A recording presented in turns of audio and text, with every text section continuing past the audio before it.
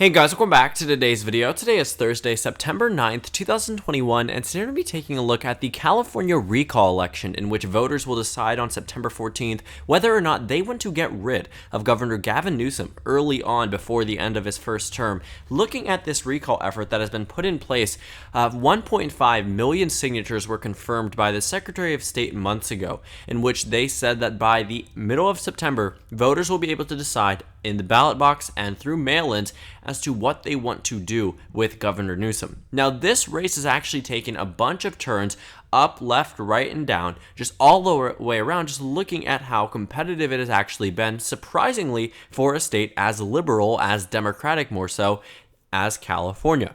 Now, if you look at the state's presidential electoral history, you will see that Joe Biden won the state of California with nearly 30% more of the vote than Donald Trump. And the reason for that is because California is a very liberal state. You will find that practically the majority of the state, landmass-wise and in terms of population, obviously, is very Democratic. This state actually has had a pretty strong history of voting for the Democratic Party, and the last time went to a Republican in 1988. Since then, California has been pretty solid for the Democratic Party and has gotten increasingly more left-wing as the 21st century has continued on.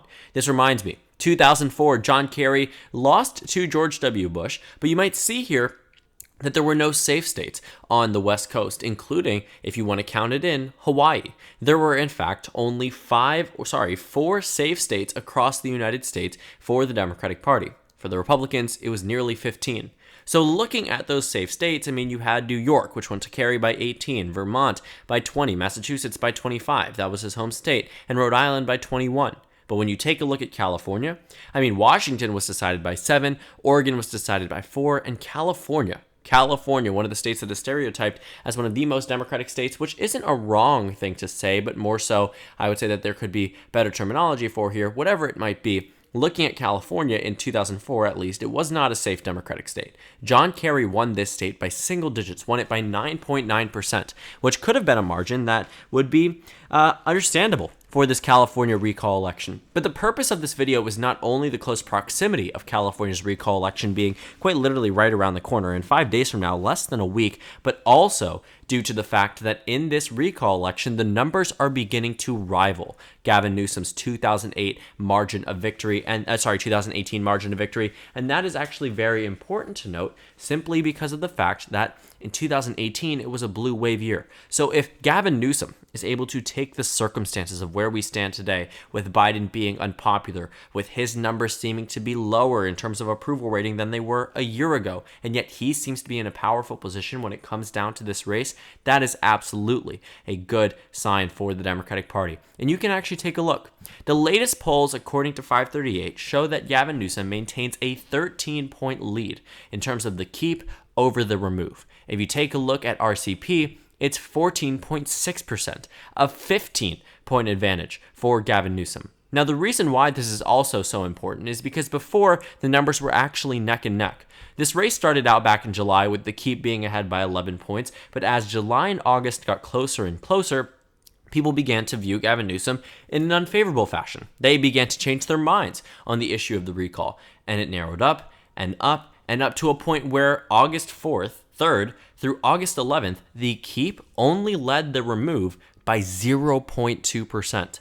0.2% jumping up to 13% today is a very good sign, especially when election day is quite literally days around, right around the corner, 5 days away. 13 points in the advantage is a very good sign for Gavin Newsom. And I know what you might be thinking. How can it be close to 2018 if Biden won California by 29 points? Well, in 2018, despite it being a Democratic wave year, California was actually closer than it was in 2020. Gavin Newsom only defeated John Cox here by nearly 22 points. It was 21.8% across the map here. So looking at the margin for Gavin Newsom, he certainly had a good showing when it came down to his election margin here. But that really, is something that we didn't expect at all for Gavin Newsom to come close to a similar type of margin. He's much closer to 21% now than he was a month ago when he was up 0.2, being up now what it seems to be up 15 points across this map is obviously a good sign. And when you take a look at actually where it stood for a brief period of time, according to Real Clear Politics, I actually made a video on this. The yes remove actually had a lead over the no do not remove. And you can see that these pollsters here that have been interested in this race specifically have released numbers in the past that showed much worse numbers for Gavin Newsom and the Democratic Party, that now it's just honestly very fascinating to see that they have changed in such a momentous fashion. I think that's something that needs to be addressed due to the fact that that's just a very important thing. That Survey USA went from yes remove plus 11 all the way to today, where they're telling us that no do not remove is ahead by 13 points. That is a 24-point change. You cannot jump around these things. You can't try to ignore the reality that this recall effort has completely changed in the favor of Gavin Newsom. And it's just fascinating to see the very quick difference across this nation. Now, looking at 2003, why am I bringing up 2003? Well, actually, this was the last time there was a recall election in California. Now, this California recall election for Gavin Newsom is, in fact, the fourth recall effort ever for a governor, or a successful recall attempt on a governor in United States history. There was one in North Dakota that the governor did not survive. There was one in California in 2003 that, of course, the incumbent Democratic governor did not survive. Arnold Schwarzenegger was able to win with 48.6% of the vote. There's about a 10-point difference there between the yes remove and the no do not remove. So looking at the California history, at least in 2003, it didn't go so well for the Democratic Party. Then the next recall effort in United States history for a governor that actually went through the ballot process and the signatures were verified was in 2012, in which June, which was actually, this was an early indicator, potentially speaking, actually didn't end up being that much of an early indicator because it predicted the outcome wrong, but looking at Wisconsin in 2012, in the June time period, the Democrats actually were able to successfully launch a recall effort against Governor Scott Walker. He survived that recall effort and went on to win re-election, and then ran for re-election again in 2018 and nearly won. Came within a few percentage points of winning a third term, despite him being one of the few governors across this nation that has ever been recalled. And now Gavin Newsom marks number 4, so he could balance it out. He could make it so that 2 governors now have survived recall efforts and the other 2 simply have failed. But this race still is in that position where it might be wrong. When you take a look at the amount of Californians who have not returned their ballots, you're talking about more than 70%. And if you take a look at the composition of voters in California, most of them are Democratic voters. And the other thing that needs to be pointed out is that while the polling data may show that Gavin Newsom is in a powerful position, and I don't doubt that, there is still the possibility that Republicans turn out in droves in the way that obviously wouldn't be more than Democrats, but Democrats would still see a very large surge in the amount of people that want to recall Gavin Newsom, simply because Democrats aren't excited about this race. I mean, I'm going to be completely honest. If I was a Democrat in California and you were telling me that there was an election on September 14th, number one, you'd probably just blow it off and say it's California, and absolutely no reality when a Republican win here. But also number 2, what if you're not happy with the way that Joe Biden is handling the presidency right now? What if you're not happy with the way that Gavin Newsom is? Of course, in that midterm election, when you're faced with the opportunity to vote for a Republican, you probably wouldn't. But right now, why don't I just not vote? And I think that's what's going through the minds of many voters here, Democratic voters that voted for Biden here, that might not necessarily be happy with Gavin Newsom, which is why the no do not remove is not ahead by plus 30, but instead by plus 15. But plus 15 is actually a pretty good point for Gavin Newsom, and it seems that he's in upward mobility, that he is going to be continuously climbing.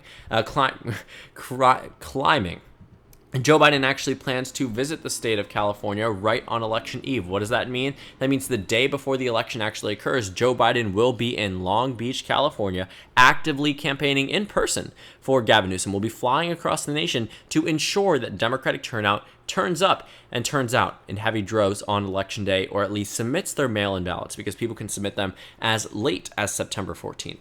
So looking at what is happening in California, Democrats don't seem to be taking any chances. If they were in a normal position in 2016 or 2020, they might have looked at these numbers and said, in absolutely no reality is this race going to be competitive. But they are still focusing on it. And I think the reason why they are focusing on it is not because they are all of a sudden having some type of monumental change within the Democratic Party. It's because it got close before. It's because they didn't actually focus much energy into the race until recently. Joe Biden and Kamala Harris had no intention to visit the state of California because it is California. Even they know, even though they're being told many times by political analysts that work for the White House, work for their campaigns, they still know that California is a very Democratic state. So when they see California in a position where it's closer, they are going to want to ensure that it never goes down to being close, especially since the possibility of a Republican replacing Gavin Newsom has increased by tenfold. When you take a look at the numbers here between the Democrats and Republicans running here, Larry Elder has a 19-point lead, which means that if the race was to be held today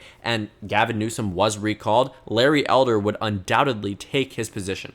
Now, Larry Elder is actually one of the more conservative members running here. A lot of people are running on the Republican side, but Larry Elder actually has been labeled as the most Trumpian and one of the worst, as deemed by the Democratic Party. So if that was to happen, Democrats would be obviously upset, but likely due to their own fault. But Democrats are also looking at this and saying that that is a very real possibility, that is something that worries them. When they take a look at how close it used to be, it was possible that a month ago, had this election been held, that Gavin Newsom actually would have been recalled. Today, that doesn't seem too probable. When you have a 15-point advantage versus being in the negative, actually, according to Real Clear Politics, that's when you start to see a monumental shift and start to want to capitalize on that and to ensure that this simply doesn't change, that these numbers hold for the next 5 days. Do I expect them to hold? I do. Every single one of these polls here shows that the no do not remove is ahead by double digits, including the Trafalgar Group, which is a Republican pollster that nearly misses a lot of the marks, especially when they did in 2020 and in the 2018 midterm elections. So what I see in California is what used to be at least a competitive recall election that probably just isn't now. Certain states end up turning back in favor of their incumbents, the same way I could expect maybe Florida with Ron DeSantis, or other states with Republican governors, Democratic governors, that might change their minds given the circumstances of our environment so far. But I think that Gavin Newsom and the Democratic Party have been trying to make it a known thing that this recall effort was initiated by Republicans and primarily for Republicans, which there's no denying that when you take a look at the website's history, when you take a look at who actually is the chairman here, which party affiliation that they've been under for quite some time now, you will almost always see the GOP or the R by their name. So you do know that the recall election did start with the Republican Party, and Gavin Newsom and the Democratic Party are trying to label it as such. This characterization of the recall effort as the Republican recall is done for a reason. These things are done intentionally so that way people will view it as an R versus D situation rather than a recall Gavin Newsom effort or not. Because many Democrats were angry with Gavin Newsom, which is why these numbers weren't too favorable to him. I mean, earlier on in the race they were, his approval rating was climbing, but with the resurgence of COVID-19, with Joe Biden falling out of favor, and a lot of things happening across the nation, Emerson College released polls that showed that no do not remove was only ahead by 2 points. Berkeley's Institute of Governmental Studies, along with LA Times, said that the no do not remove was only ahead by 3 points. CBS News YouGov released a poll that showed no do not remove was ahead by 4 points. And Survey USA released a poll that showed yes remove was ahead by 11 points. But then 2 weeks happened. All of a sudden, we started to see a resurgence in Gavin Newsom's numbers, and I mentioned that. And today, the reason why this is so notable is because we, number one, are 5 days out, and number two, are beginning to see 2018 style numbers, 2018 reminiscent margins of victories here for Gavin Newsom, and that is monumental in and itself. The fact that Gavin Newsom can even come close to being near where he was in 2018 is important to point out. Because just 3 weeks ago, he was at that point where he was up by single digits. He's up by 13 according to FiveThirtyEight, up 15 according to Real Clear Politics. Being up 15 is only 6 points off where you were in 2018. After all of this discussion, after all of this deliberation, all of this debate, somehow Gavin Newsom is able to hold on to a very similar block of the California electorate. Am I shocked? No. He's a Democratic governor, and there is a lot at stake on this line. But sometimes voters don't recognize that. And for a good part of it, I didn't think they recognized that. It was very obvious that when Gavin Newsom was going to potentially be recalled, that many Democrats would have later regretted their decision. That either they didn't vote or they voted to recall him just because they wanted to shape up in government. Because Democrats didn't run someone who was similar to Newsom. They didn't run anyone that was a notable Democratic contender because they all tried to brush it off and say that this recall effort would never go through.